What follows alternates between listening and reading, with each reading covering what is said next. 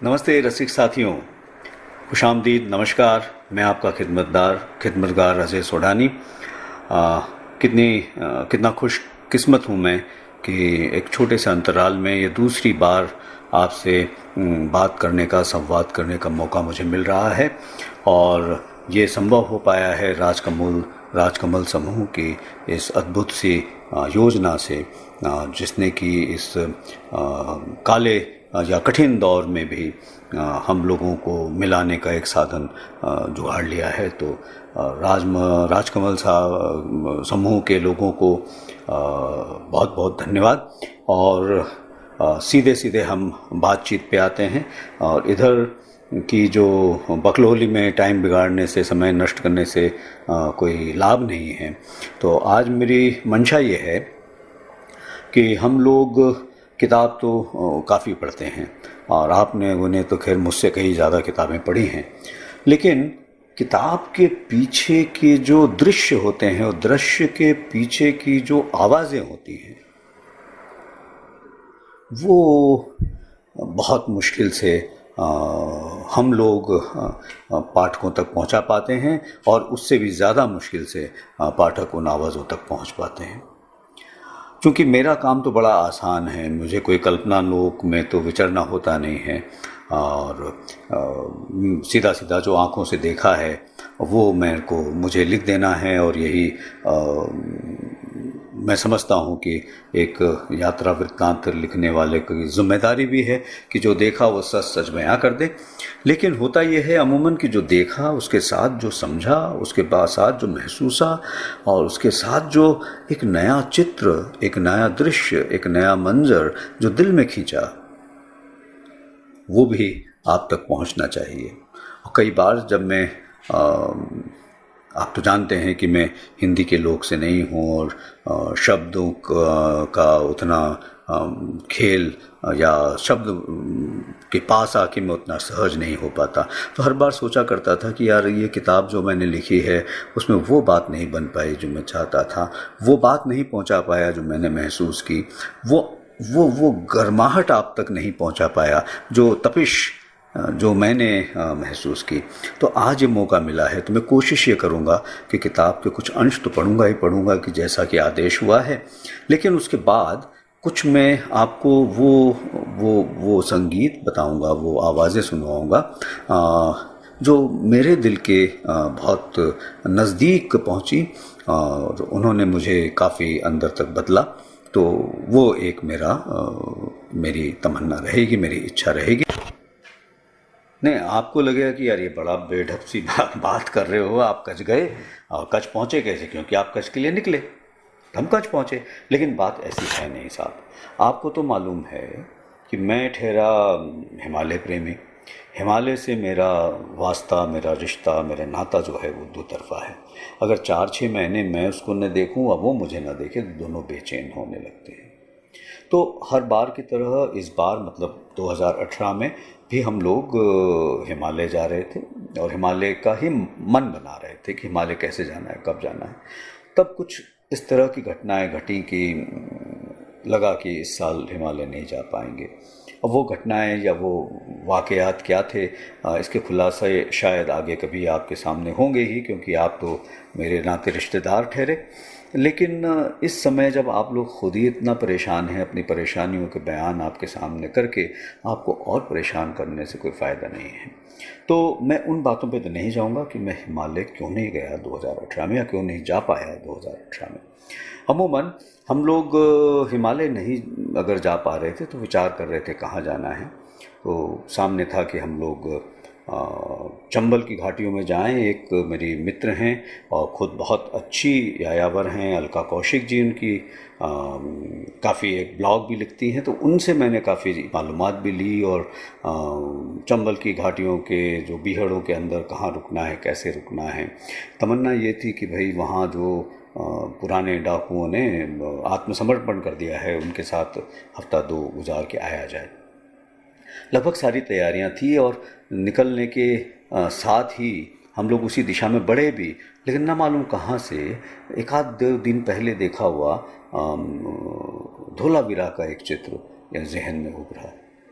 और ऐसा उभरा साहब कि हमारी कार, बता दूं कि ये यात्रा हमारी कार से हम जा रहे थे, तो यात्रा कार की थी। तो कार जो है वो ग्वालियर की तरफ जाते जाते और अहमदाबाद की तरफ हमने मोड़ दी और हम निकल गए कच्छ की तरफ और रन की तरफ। तो ये आपको थोड़ा गपबाजी जैसी लगेगी, लेकिन ये गल्प नहीं है और गप नहीं है, ये सच है। और जो घुमक्कड़ी का जो मज़ा ही तब है जब आप न जाने का कोई प्लान बनाएं, न कोई गूगल देखें, न कोई नक्शा देखें, बस दिल पुकारे और आप निकल जाएं। तो ऐसी हमारी सारी यात्राएं हिमालय की भी हुई हैं पिछले 15 सालों और या बल्कि 20 सालों में, और भी दूसरी छोटी मोटी यात्राएं हुई हैं, वो भी ऐसी हुई हैं। तो अलबत्ता अब इन सब चीज़ों में वक्त जाया करने के बजाय हम लोग आते हैं कि हम लोग कच्छ की तरफ निकले और जो दृश्य परिवर्तन हुए अहमदाबाद से लेके और रन कच्छ में, जब मैं बात कर रहा हूँ तो आप मान के चलिए मैं सिर्फ रन में ही रहा महीने भर, तो मुंह से अगर मेरे कच्छ निकले तो आप कल्पना रन की कीजिए, मतलब वहाँ की दरदरी ज़मीन की कीजिए, वहाँ के नमक की कीजिए, वहाँ की रेत की कीजिए, वहाँ के सूखेपन की कीजिए। और जो हम लोग यहाँ से जा रहे थे तो करीब इंदौर से 1000 किलोमीटर की आसपास की दूरी है, तो बरास्ता अहमदाबाद उस तरफ जा रहे थे। तो मैं बता रहा था कि जो दृश्य परिवर्तन हुए, तो मुझे लगा कि इस लोक से, इहलोक से और दूसरे लोक तक पहुंचने के बीच में मुझे लगा कि मैंने 1000 साल या 10,000 साल की यात्रा कर ली हो, विपरीत दिशा में, रिवर्स गियर में। उसी की कहानी है इस किताब एरना लोक में। तो वो जो दृश्य परिवर्तन हुए और वो जो दृश्य था उसमें से एक दृश्य जो कि इहलोक का है, आज के संसार का है, उसका जो मैंने वहाँ वर्णन किया है, मैं आपको शब्दशः किताब से ही पढ़ देता हूँ। तो जनाब, मामला ये है कि हम लोग अहमदाबाद पहुँच चुके और वहाँ हमने एक रात गुजार ली है और अब हमको किसी भी हाल भुज पहुंचना है शाम तक, ताकि हम आगे के इंतज़ामात कर पाएँ। तो बात यहाँ से शुरू होती है और इस सर्ग का या अध्याय का नाम है, उन्वान है नमक की चिपचिप। तो अगले दिन पोप फटने के पहले ही हम सड़क पे थे, मंशा शहर जागने के पहले ही अहमदाबाद से फूट लेने की। पर हाय रे मेरा बुड़बक माथा, कितना बेखबर। उसे यह भी नहीं पता कि बड़े शहर कभी सोते नहीं। जैसे जैसे शहर की औसत आय बढ़ती है, वैसे वैसे उसकी औसत निद्रा अवधि घटती है। अश्वों की तरह 24 घंटे चरने वाले बड़े शहर रातें भी खड़े खड़े ही काटते हैं। मझोले शहरों की 1-2 घंटे की नींद, मझोले शहरों को 1-2 घंटे की नींद ही अख्तियार में। बड़े मझोले की कगार पे खड़ा है अहमदाबाद। सो सड़कों का हाल शाम से कुछ बेहतर, किंतु देर सुबह तक वीरान सड़कों के आदि हम छोटे शहर वासियों के लिए वह भी भारी है। अंधाधुंध भागती कट मारती गाड़ियों, भींचते जबड़े और घूरती निगाहों से बचते बचाते हम किसी तरह साणंद तक पहुंच ही गए। शाम को भुज पहुंचने का मन है। साणंद के बाद सड़क बेहतरीन है, 4 लेन हाईवे, एकदम मक्खन। आजू बाजू के पेड़ पौधों, राह रोकती बस्तियों, पहाड़ियों को जमींदोज करते हुए ये सड़कें प्रमुख नगरों को परस्पर जोड़ने हेतु आविष्कारित हैं। द्रुतगामी गाड़ियों के अनुकूल ये सड़कें अमूमन तो किसी गांव कस्बे के करीब फटकती ही नहीं,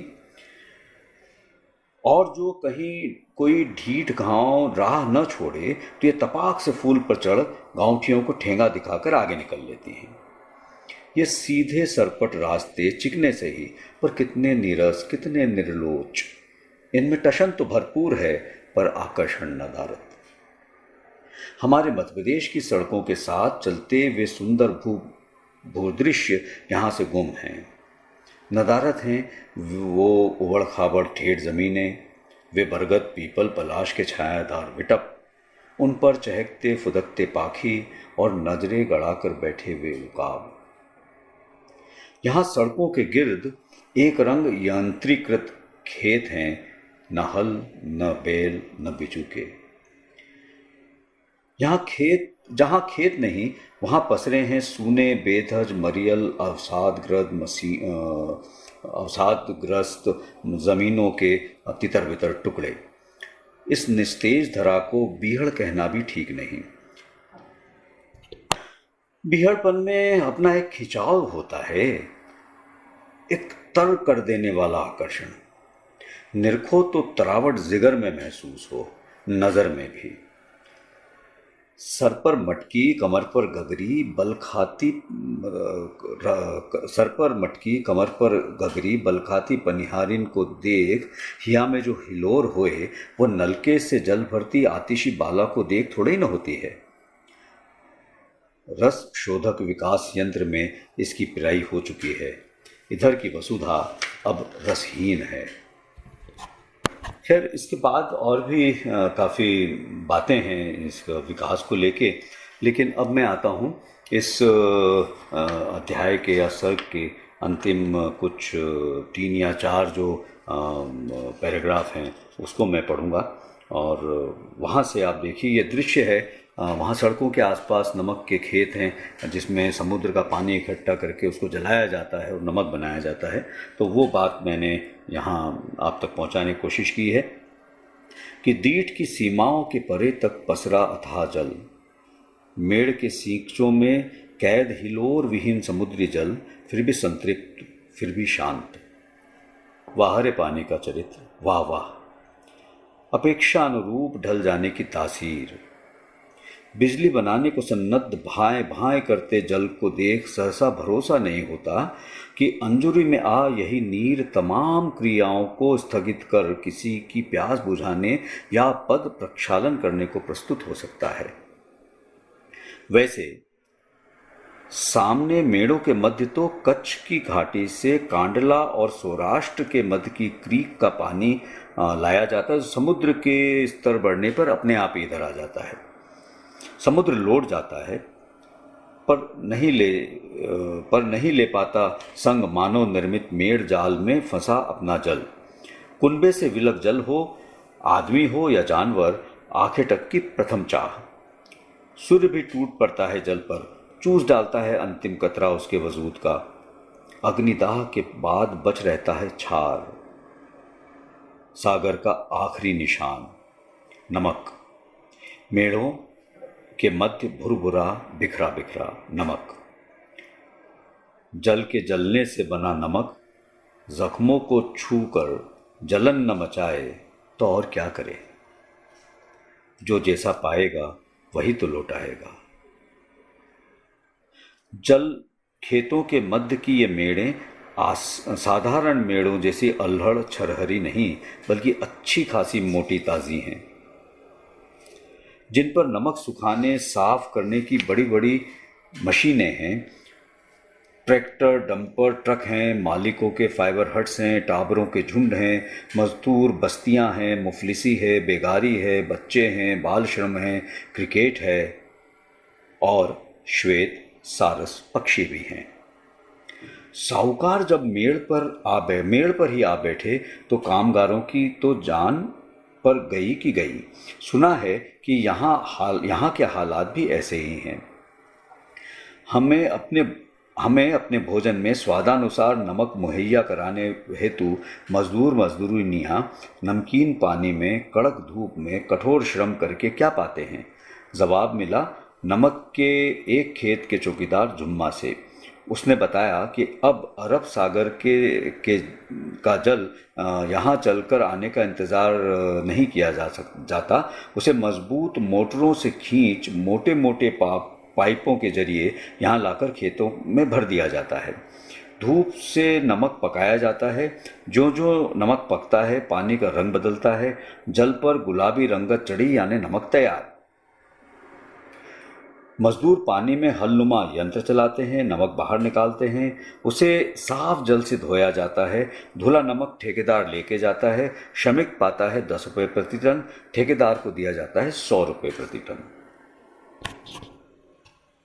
जुम्मा के अनुसार एक मजदूर परिवार प्रतिदिन 300 रुपये पा जाता है। एक परिवार की दैनिक आमद एक कामगार के नाम पर दर्ज की जाती है। लो जी लो, हो गई न्यूनतम मजूरी, बल्कि उससे कुछ बढ़कर ही। परंतु इससे क्या किसी का घर चल सकता है? जबकि इसमें से औसतन 20% तो सरकार ही छुड़ा लेगी नाना प्रकार के करों के माध्यम से। जन सहयोग या प्राइवेट पब्लिक पार्टनरशिप जैसे निर्मल नामों की आड़ में सड़क से गुजरते हुए या शिक्षा के लिए या चिकित्सा मुहैया करवाते वक्त कोई बताए इन्हें कि भागीदारी तो दो तरफा हुआ करती है। यह कैसी जबरन थोपी पार्टनरशिप है जिसमें एक पार्टनर पब्लिक तो निवेश करने को बाध्य है, पर उसका निवेश के मुनाफे पर धेला भर भी अख्तियार नहीं। सरकारें हर काल में सबसे विकट बट मार रही हैं, हर दबिश से महफूज। पर क्या करें, आजकल जुमलों से मानस में सेंध लगाने का खेल चल रहा है। मानस में गूंथे पारंपरिक शब्दों से उनके संदर्भ खुरच उन्हें पुनः सोच में ठेल देने का खेल। जैसे कि एक शब्द है वासुदेव कुटुंबकम, जिसे खुरच तब्दील कर दिया गया है ग्लोबल विलेज में। वासुदेव कुटुंबकम में अंतर्निहित था प्रेम तथा सौहार्द।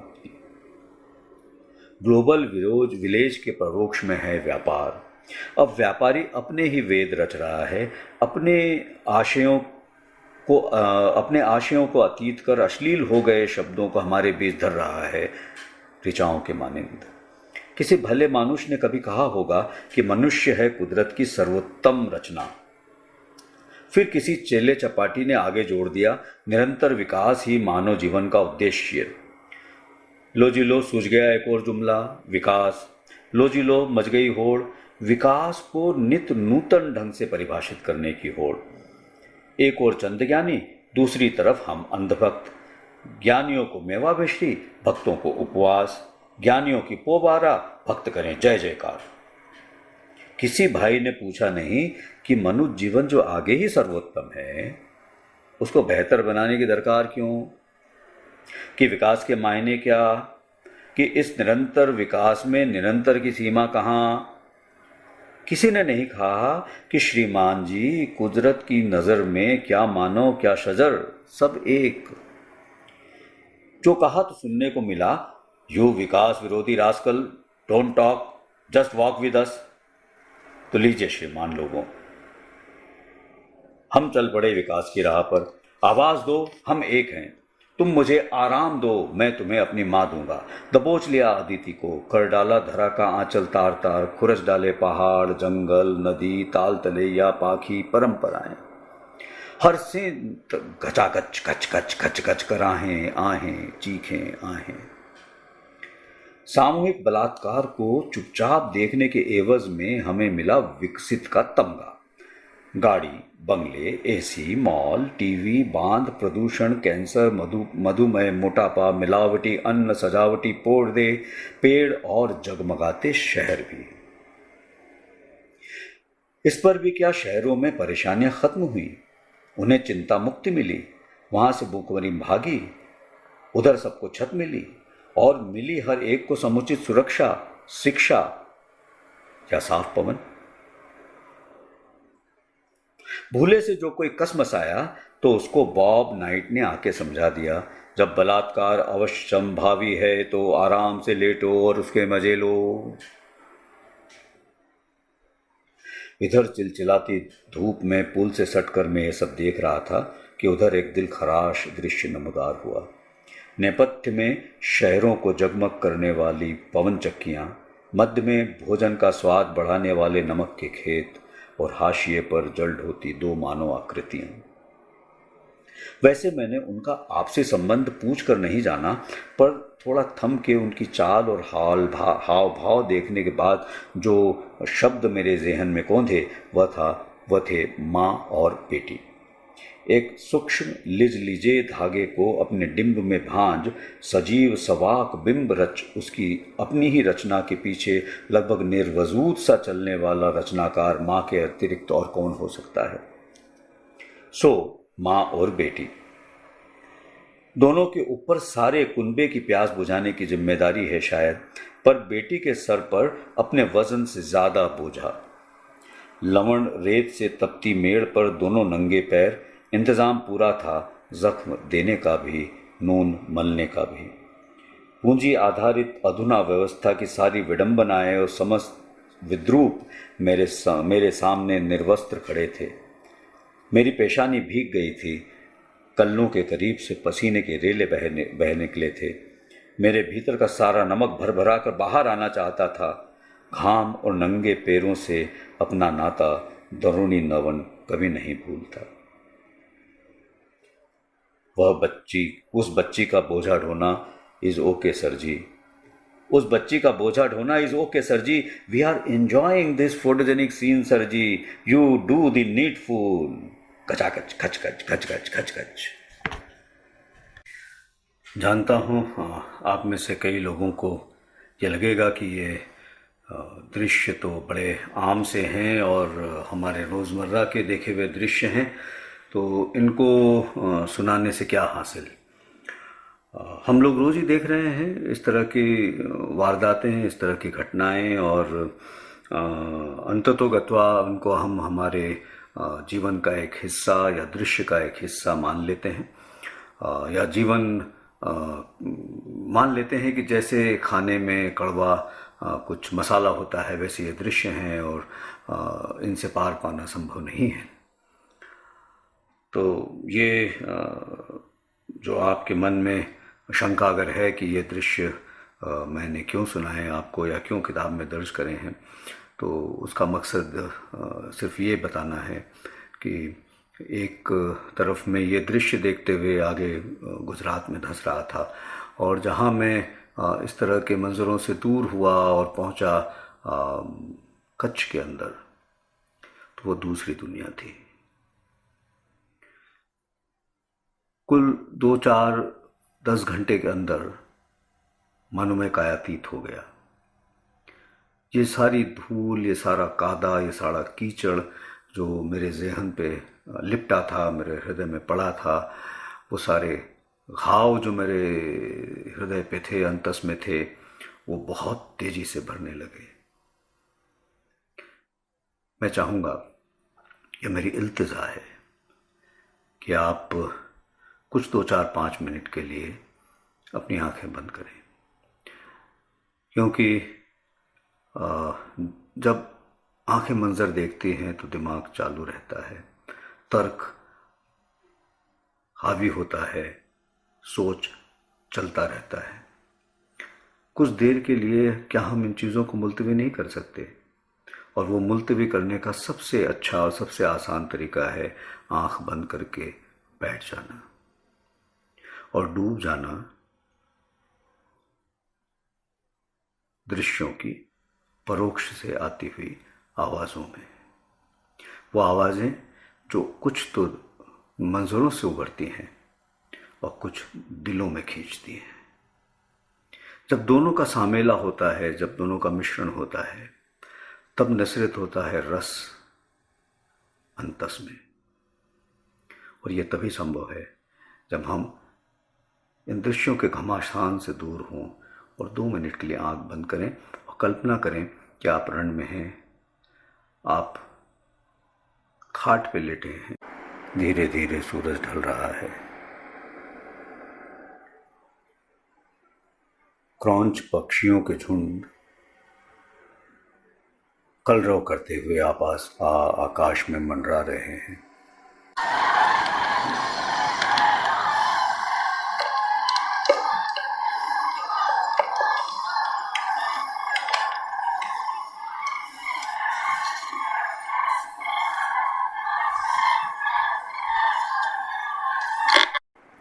जैसे जैसे धुंधलका बढ़ेगा, रन में अंधेरा पसरेगा, यहाँ रातें बोलने लगेंगी। सियार, कुत्ते और न मालूम कैसी कैसी आवाज़ें आएंगी।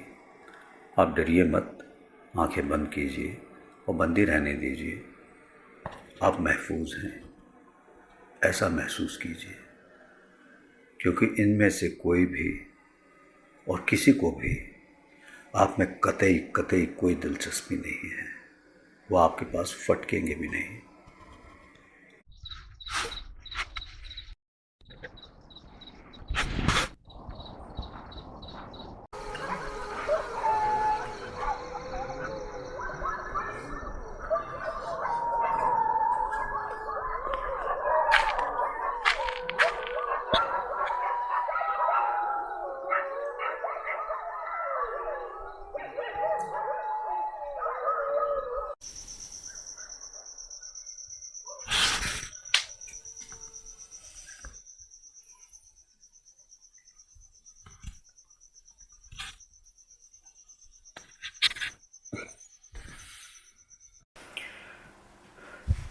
जब रातें ऐसी गहरी काली हो जाती हैं, तब भी कच्छ में रन में रहने वाला चरवाहा अपने जानवरों के साथ रन में ही रहता है, घर नहीं लौटता। एक बार जब वो घर छोड़ते हैं तो कई बार हफ्तों, कई बार महीनों तक रन में रहते हैं। जो रन के अंदर रहने वाले बंजारे हैं वो तो बाहर चले जाते हैं शहरों में, उनकी बात नहीं कर रहा मैं।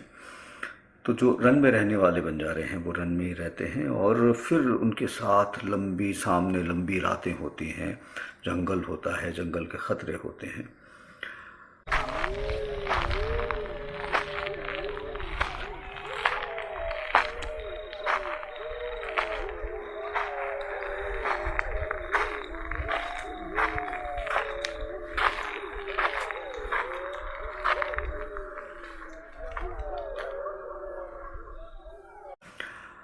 उन रातों को वो काटते कैसे हैं, खास करके जब वो अकेले हों या जब वो 2 4 10 लोग हों। एक बात बता दूं, रन में नशे की परिपाटी नहीं है। हाँ, अलबत्ता अगर आप तम्बाकू या बीड़ी को नशा माने तो बात अलग है, लेकिन वो नशा जिसके लिए लाइसेंस लेना पड़ता हो और मोटी चूंगी कर सरकारों को चुकाना पड़ता हो, वो नशा, जो बोतलों में आता है वो नशा, जो चिलम में डाल के पिया जाता है वो नशा कच्छ में नहीं है। तो ये सुविधा उनको हासिल नहीं, तो उनको कौन सा नशा है? बगैर नशे के तो रातें कटती नहीं है जनाब। तो वो नशा है गीत का, संगीत का, वाद्य का। और इनके वाद्य हैं मोरचंग, एक छोटा सा नन्हा सा वाद्य, मोरचंग।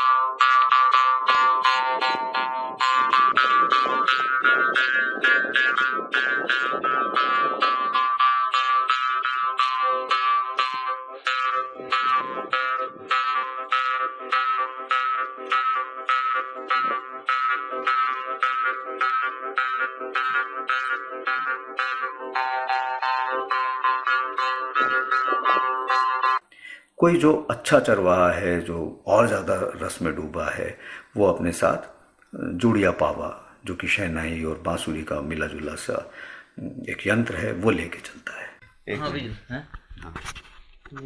ये पक्षी ऊपर है, मिठू। हाँ, पखियन में केतरा मिठू कूंज जो करता। हाँ, पखियन बहुत सारे, पर उसका आवाज जो है वो कूंज का। हाँ, उसके ऊपर कूंज मतलब बड़ा कूंज जो कर, तो पक्षी जो कूंज कर रहे हैं उसके मीठा आवाज, उसकी मीठी आवाज।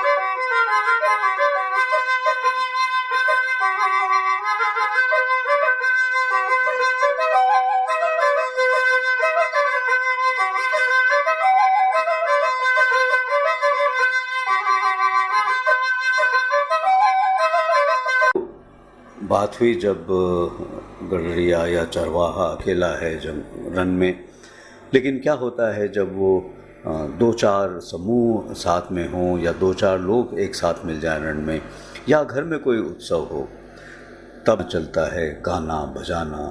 और गा के बोले। अरे वाह वाह, बोले माली का किस्सा गा के बोल रहे हैं, बोलिए।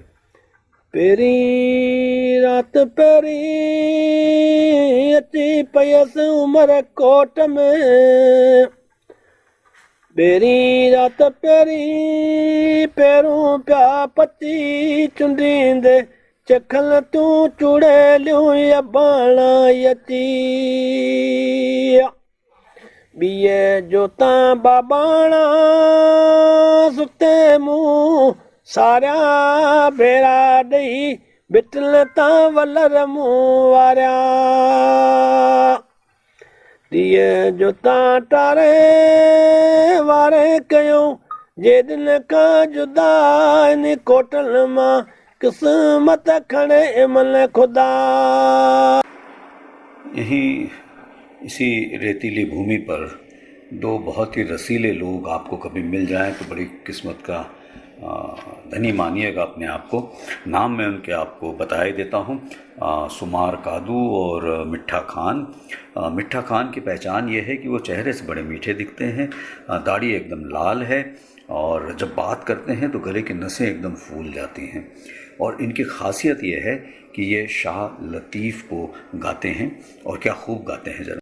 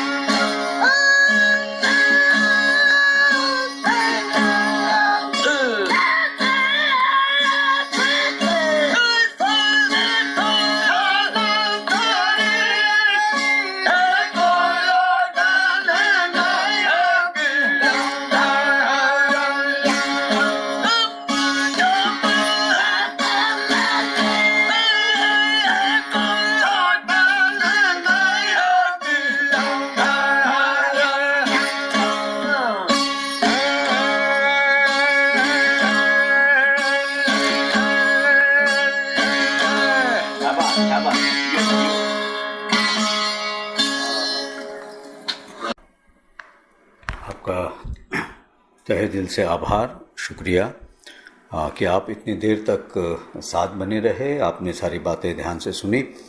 उम्मीद है कि आपको ये संगीत पसंद आया होगा और कुछ हिस्से जो मैंने पढ़ के सुनाए वो भी शायद रुचे हों। जैसा भी हो, जो भी लगा हो, ठीक या कम ठीक या बिल्कुल ठीक नहीं, कृपया बताएं ज़रूर और जुड़े रहें किताबों से, राजकमल से।